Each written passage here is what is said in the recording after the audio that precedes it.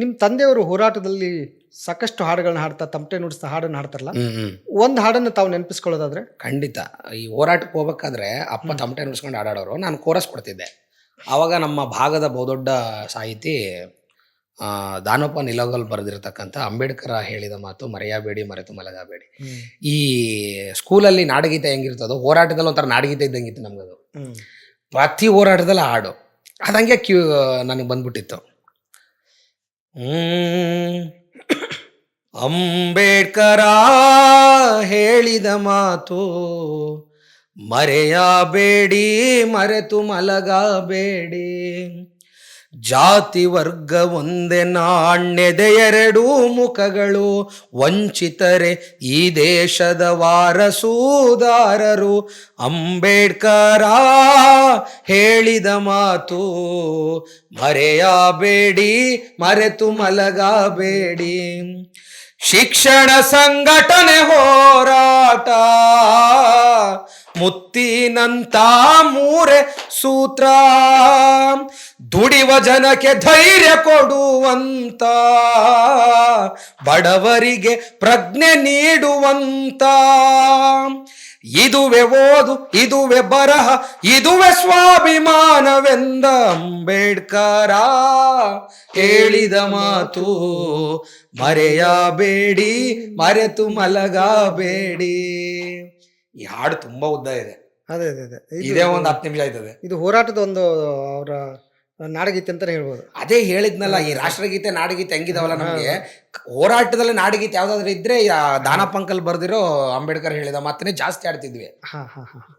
ಈಗ ಇದೆಲ್ಲ ಮಾಡ್ತಾ ಮಾಡ್ತಾ ತಂದೆ ತಮ್ಮನ ಜೊತೆ ಒಡನಾಟ ಜೊತೆಗೆ SLC ಪಾಸ್ ಮಾಡ್ಕೊಂಡು ಬೆಂಗಳೂರಿಗೆ ಬರ್ತೀರಾ, ಅಥವಾ ಅಲ್ಲಿಂದ ಅದು SLC ಎಜುಕೇಶನ್ ಮುಗಿದ ಮೇಲೆ ನಿಮ್ಮ ಬದುಕಿನ ಅಂದ್ರೆ ತುತ್ತಿನ ಚೀಲ ತುಂಬಿಸ್ಕೋಬೇಕಲ್ಲ, ಆ ಹೋರಾಟದ ಬದುಕು ಹೇಗಿತ್ತು? ಅಂದ್ರೆ SLC ಮುಗಿದ ಮೇಲೆ ಪುಸ್ತಕಗಳಿಗೆಲ್ಲ ಟಾಟಾ ಹೇಳ್ಬಿಟ್ಟೆ.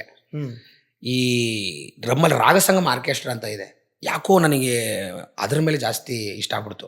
ಆರ್ಕೆಸ್ಟ್ರಾ ಕಂಪ್ನಿ ನಾಟಕಗಳಿಗೆ ರಾತ್ರಿ ಎಲ್ಲ ಹೋಗ್ತಿದ್ವಿ. ಏನಂದರೆ ಅವ್ರ ಹಿಂದೆ ಹೋಗ್ಬೇಕಾದ್ರೆ ಸ್ಪೀಕರ್ಗಳು ಇಳಿಸ್ಬೇಕು, ವೈರ್ ಕನೆಕ್ಷನ್ ಕೊಡಬೇಕು, ಎಲ್ಲ ಮ್ಯೂಸಿಕ್ ಸಿಸ್ಟಮಲ್ಲಿ ರೆಡಿ ಮಾಡಿ ಇಡ್ಬೇಕು. ಇಷ್ಟು ರೆಡಿ ಮಾಡಿದ್ರೆ ರಾತ್ರಿ ಎಲ್ಲ ನುಡ್ಸೋರು, ಅವ್ರಿಗೆ ಏನಾರ ಉಚ್ಚಗೀಚ ಹೋಗ್ಬೇಕಂದ್ರೆ ಇನ್ಸ್ಟ್ರೂಮೆಂಟ್ ಬಿಟ್ಟೋಗೋರು, ಅವಾಗ ನುಡ್ಸಕ್ಕೆ ಸಿಗೋದು ನಮಗೆ. ಅಲ್ಲಿವರೆಗೆ ಪಕ್ಕದಲ್ಲೇ ಕೂತ್ಕೊಂಡು ಹಿಂಗೇ ನೋಡ್ಕೊಂಡಿರ್ತಿದ್ವಿ. ಅಂದ್ರೆ ಕಲೆ ಅಂದ್ರೆ ಅಷ್ಟು ಹುಚ್ಚು ನಿಮ್ಗೆ? ಏನೋ ಸರ್ ಅವಾಗ ಇತ್ತು, ಹಂಗಿತ್ತು, ಸಿಕ್ಕಾಪಟ್ಟೆ ಇತ್ತು.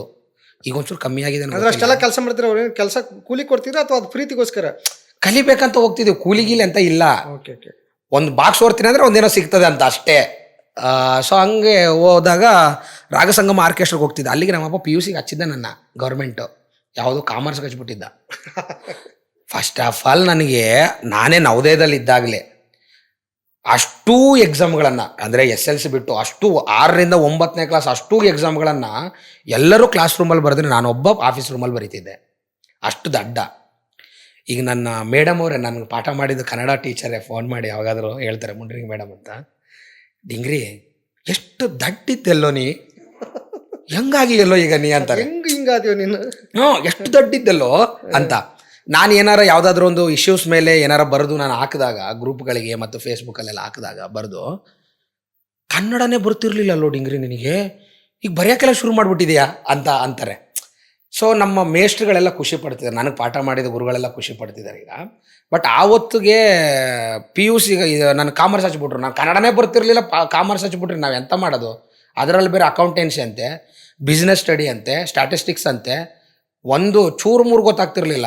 ನಾನು SLC ಎಕ್ಸಾಮು ಕನ್ನಡ ಇದು ಗಣಿತದಲ್ಲೇ ಹಾಡುಗಳನ್ನು ಬರೆದು ನನ್ನ ಮಗ, ನಾನು ಹಾಡುಗಳನ್ನು ಬರೆದೆ ಸರ್. ಯಾರಾದರೂ ಗಣಿತದಲ್ಲಿ ಯಾವನಾರು ಹಾಡು ಬರೀತಾನ ಸರ್? ನಾನು ಬರೆದಿದ್ದೀನಿ. ಹೆಂಗೆ ಗೊತ್ತಾ? ಭೂಲೋಕದಲ್ಲಿ ಪ್ಲಸ್ ಜಗತ್ತಿನಲ್ಲಿ ಇಜುಕೊಳ್ಟು ನಿನ್ನ ಹೊರತು ಯಾರಿಲ್ಲ, ಈ ಥರ ಬರೆದಿದ್ದೀನಿ ಸರ್. ನಾನು ಅಂತೀನಲ್ಲ, ಈ ಸೈನ್ಸ್ ಸರ್ ಎಲ್ಲ ಸಬ್ಜೆಕ್ಟ್ಗಳೆಲ್ಲ ಹಾಡೇ ಬರೆದಿದ್ದೀನಿ ಸರ್. ಪುಣ್ಯಾತ್ಮರು 10ನೇ ಕ್ಲಾಸ್ ನಾನು ಯಾವ ಸಬ್ಜೆಕ್ಟು ಪಾಸ್ ಮಾಡಿದ್ರು ಅವ್ರಿಗೆ ಇಲ್ಲಿಂದನೇ ಕೈ ಮುಗಿತೀನಿ. ಪಾಸ್ ಮಾಡಿದ್ರೆ ಜಸ್ಟ್ ಪಾಸ್ ಸರ್, 1 ಮಾರ್ಕ್ಸ್ ಕಮ್ಮಿ ಆದರೂ ಫೇಲು, 1 ಮಾರ್ಕ್ಸ್ ಕಮ್ಮಿ ಆದರೂ ಫೇಲ್ ಆಗ್ತೀನಿ. ಸೊ ಅಷ್ಟು ಜಸ್ಟ್ ಪಾಸ್ ಮಾಡಿದ್ರು. ಅವ್ರು ಅವತ್ತು ಜಸ್ಟ್ ಪಾಸ್ ಮಾಡಿದ್ದಕ್ಕೆ ಇವತ್ತು ಫಸ್ಟ್ ಕ್ಲಾಸ್ ಪಾಸ್ ಆಗ್ತಿದ್ದೀನಿ ಜೀವನದಲ್ಲಿ. ಗ್ರೇಟ್. ಅದೇ ನೀವು ಇದಕ್ಕೆ ಹೋದ್ರಿ, ರಾಗಸಂಗಮ ಆರ್ಕೆಸ್ಟ್ರಾಕ್ಕೆ ಹೋದೆ. ರಾಗಸಂಗಮ ಆರ್ಕೆಸ್ಟ್ರಾದಲ್ಲಿ ಕಲ್ತು ಬೇಸರ ಬಂತು. ಬೇಸರ ಅಂದರೆ ನಮ್ಮಪ್ಪ ಗೊತ್ತಾಗ್ಬಿಡ್ತು, ಇವ್ನು ರಾತ್ರಿ ಎಲ್ಲ ಎಲ್ಲಿ ಹೋಗ್ತಿದ್ದಾನೆ, ಮನೇಲಿಲ್ಲ ಏನಿಲ್ಲ. ರಾತ್ರಿ ಎಲ್ಲ ನಾಟಕಗಳು ಸರ್ ನಾವು ಸಂಜೆ 6 ಗಂಟೆಗೆ ಶುರುವಾದ್ರೆ, ಅಂದರೆ ವೇದಿಕೆ ಕಾರ್ಯಕ್ರಮ ಶುರು 9 ಗಂಟೆಗೆ ಶುರು ಆಗ್ತದೆ. 10 ಗಂಟೆಗೆ ಎಲ್ಲ ಊಟ ಗೀಟ ಮಾಡ್ಕೊಂಡು ಬಂದ್ಬಿಡ್ತಾರೆ ಜನ ಎಲ್ಲ, ಹಳ್ಳಿ ಜನ. 10 ಗಂಟೆ ಶುರುವಾದ್ರೆ ಬೆಳಿಗ್ಗೆ 6 ಗಂಟೆಗೆ ಮುಗಿತದೆ. ಆ ಥರದ ಸಾಮಾಜಿಕ ನಾಟಕಗಳು. ಮಗ ಹೋದರೂ ಮಾಂಗಲ್ಯ ಬೇಕು, ಸಿಡಿದೆದ್ದ ಶಿವನಾಗ, ಘಟಸರ್ಪ, ಈ ಥರದ ನಾಟಕಗಳೆಲ್ಲ. ಸೊ ಅವಾಗ ಏನಾಗ್ಬಿಡ್ತು, ನಾವಪ್ಪ ಗೊತ್ತಾಗ್ಬಿಡ್ತು, ಹೊಡೆದ ಸರ್, ಹುಚ್ಚು ನಾಯಿ ಹೆಂಗೆ ಹೊಡಿತಾರೆ ಹಂಗೆ ಹೊಡಿದ. ಎದ್ರಕೊಂಬಿಡ್ತಿದ್ದೆ. ಕೊನೆಗೆ ಬಿಟ್ಟೆ, ಅದಕ್ಕೂ ಬಿಟ್ಟೆ, ಕಟ್ ಮಾಡಿ. ಇದು ಆಕಾಶದಲ್ಲೂ ಹಾಡಾಡ್ತಿದ್ರೆ? ಇಲ್ಲ ಸರ್, ವಾದ್ಯಗಳು ನಾನು ಇನ್ಸ್ಟ್ರೂಮೆಂಟ್ ಪ್ಲೇಯರು. ನಾನು ಫಸ್ಟ್ ಆಫ್ ಆಲ್ ಹಾಡುಗಾರ ಅಲ್ಲ. ಸುಮ್ಮನೆ ಅದೇನೋ ಬರ್ತದೆ ಸುಮ್ಮನೆ ಹಾಡ್ತೀನಿ ಬಿಟ್ರೆ ನಾನು ನಿಜವಾದ ಹಾಡುಗಾರ ಅಲ್ಲ. ಆ ತುರ್ತಿಗೆ ಬೇಕಾದ ಇಲ್ಲ, ನಾನು ಹಾಡು ಸುಮ್ಮನೆ ನನ್ನ ಖುಷಿಗೋಸ್ಕರ ಹಾಡ್ತೀನಿ ಬಿಟ್ರೆ ನಾನು ಹಾಡುಗಾರಪ್ಪ ಒಂದು ಹಾಡಾಡ್ತೀನಿ ಕೇಳಿ ಅಂತ ಅಷ್ಟು ಧೈರ್ಯ ಇಲ್ಲ ನನಗೆ. ಬಟ್ ಚೆನ್ನಾಗಿ ಹಾಡ್ತಿರಲ್ರಿ? ಇಲ್ಲ ಸರ್, ಅದೇನಲ್ಲ, ತುಂಬಾ ಒಳ್ಳೊಳ್ಳೆ ಕಲಾವಿದರು ಇದ್ದಾರೆ, ನಂದೇನೂ ಅಲ್ಲ. ಸೊ ಆದ್ರೆ ಇನ್ಸ್ಟ್ರೂಮೆಂಟ್ ನುಡಿಸ್ತೀನಿ. ಯಾರು ಹಾಡಾಡ್ತಾರಂದ್ರೆ ಡೋಲಕ್ ನುಡಿಸ್ತೀನಿ, ತಮಟೆ ನುಡಿಸ್ತೀನಿ, ಸ್ವಲ್ಪ ತಬಲ ನುಡಿಸ್ತೀನಿ, ಚರ್ಮವಾದ್ಯಗಳನ್ನ ನುಡಿಸ್ತೀನಿ ಸ್ವಲ್ಪ. ಸೊ ಅದ್ರದ್ದು ಮಾತ್ರ ಯಾರು ಹಾಡಾಡ್ತಾರೆ ಧೈರ್ಯವಾಗಿ ಎಲ್ಲರ ಮುಂದೆ ಕೂತ್ಕೊಂಡು ನುಡಿಸ್ಬಲ್ಲೆ. ಹಾಡಂತೂ ಬರಲ್ಲ, ಸುಮ್ಮನೆ ಹಾಡ್ತೀನಿ ಅಷ್ಟೇ. ಸೊ ಹಂಗಾಗಿ ಏನಾಯ್ತು, ಕೊನೆಗೆ ಈ ಪೇಂಟಿಂಗ್ ಕೆಲ್ಸಕ್ಕೆ ಹೋಗ್ಬಿಟ್ಟೆ. ಗೋಡೆಗೆ ಸುಣ್ಣ ಬಳಿಯೋದು. ಎಷ್ಟು ದಿನಕ್ಕೆ 60 ರೂಪಾಯಿ ಕೊಡೋರು. 60 ರೂಪಾಯಿ ದಿನಕ್ಕೆ. ನಮ್ಮ ಊರಲ್ಲಿ ಸಂಪತ್ ಕುಮಾರ್ ಅಂತಿದ್ದಾನೆ, ಅವನ ಹಿಂದೆ ಎಲ್ಲರೂ ಹೋಗೋರು. ಅವ್ರ ಹಿಂದೆ ಅವ್ರೆ ಓನರು ನಮ್ಗೆಲ್ಲ ಕರ್ಕೊಂಡು ಹೋಗ್ತಿದ್ದ, ಮೇಸ್ತ್ರಿ. 60 ರೂಪಾಯಿ. ಅಲ್ಲಿ ಏನು ಮಜಾ ಅಂತಂದ್ರೆ, ಊಟ ಒಬ್ರದಲ್ವಲ್ಲ ಸರ್, ಒಂದು ಮನೆ ಊಟ ಅಲ್ಲ, ನಾವು 8 ಜನ ಹೋಗ್ತಿರ್ತಿದ್ವಿ. 8 ಬುತ್ತಿ ಒಂದೊಂದು ಥರದ್ದು ಸರ್, ಸ್ಪೆಷಲು. 5 ಸ್ಟಾರ್ ಹೋಟ್ಲಲ್ಲೂ ತಿನ್ನಲ್ಲ. 5 ಸ್ಟಾರ್ ಹೋಟ್ಲಿಗೆ ಹೋದ್ರೆ ಇವತ್ತೇನಿಲ್ಲ ಅಂದ್ರೆ ಒಂದ್ಸಲ 8 ಥರದ ಫುಡ್ ತಿನ್ನುವಾಗ 10,000 ರೂಪಾಯಿ ಬಿಲ್ ಕಟ್ಟಿ ಬರ್ಬೇಕು. ಅವತ್ತು ಫ್ರೀಯಾಗಿ ಎಲ್ಲರ ಮನೆ, ಒಬ್ಬೊಬ್ಬರ ಮನೆ ಒಂದೊಂದು ತರಕಾರಿ, ಒಬ್ಬೊಬ್ಬರ ಮನೆ ಒಂದೊಂದು ರೊಟ್ಟಿ. ಅಂದರೆ ಒಬ್ಬನು ಅವನು ಪಲಾವ್ ಮಾಡ್ಕೊಂಬರೋನು, ಒಂದೊಬ್ಬ ತರಕಾರಿ ಪುಂಡೆ ಪಲ್ಯ ಸೊಪ್ಪು ಮಾಡ್ಕೊಂಬರೋನು, ಒಬ್ಬನ ಅವನ ಬದನೆಕಾಯಿ ಪಲ್ಯ ಮಾಡ್ಕೊಂಬರೋನು, ಎಲ್ಲ ಥರದ ತರಕಾರಿಗಳು, ಎಲ್ಲ ಥರದ್ದು ಸಾಂಬಾರು, ಎಲ್ಲ ಥರದ ಅನ್ನ. ಕೆಲಸ ಮುಗಿಸಿ ಎಲ್ಲರೂ ಒಟ್ಟಿಗೆ ಕೂತ್ಕೊಂತಿದ್ವಿ. ಮೇಸ್ತ್ರಿ 1:15 ಬರೋದನ್ನು ಕಾಯ್ತಾ ಇದ್ವಿ. ಯಾಕಂದರೆ ಬರುವಾಗ ಮೆಣಸಿನಕಾಯಿ ಬಜ್ಜಿ ಹಿಡ್ಕೊಂಬರೋರು ಸರ್. ಆ ಮೆಣಸಿನಕಾಯಿ ಬಜ್ಜಿ, ಆ ಅನ್ನ ಸಾರಿಗೆ ಇರ್ತಿತ್ತು ಸರ್, ನೆಕ್ಸ್ಟ್ ಲೆವೆಲ್ಲು. ಅದೇನೋ ಮೃಷ್ಟಾನ್ನ ಭೋಜನ ಅನ್ನೋ ಥರ ಫೀಲ್ ಮಾಡ್ತಿದ್ವಿ.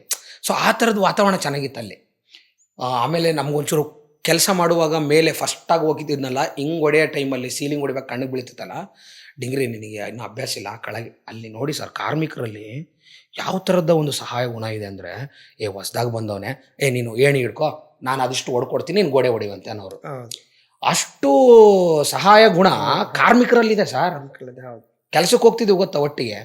ಆಮೇಲೆ 3 ಅಂತಸ್ತು ಹತ್ತಿ ಪೊಲೀಸ್ ಕ್ವಾರ್ಟರ್ಸ್ಗೆಲ್ಲ ನಾವು ಹೊಡಿಬೇಕಾರೆ ಅವೆಲ್ಲ 3 ಅಂತಸ್ತಲ್ಲ, ಅಷ್ಟು ಮೇಲೆ ಹೋಗ್ಬೇಕಾದ್ರೆ ಡಿಂಗ್ರಿ ಧೈರ್ಯ ಮಾಡತ್ತು ಅಂತನೋರು.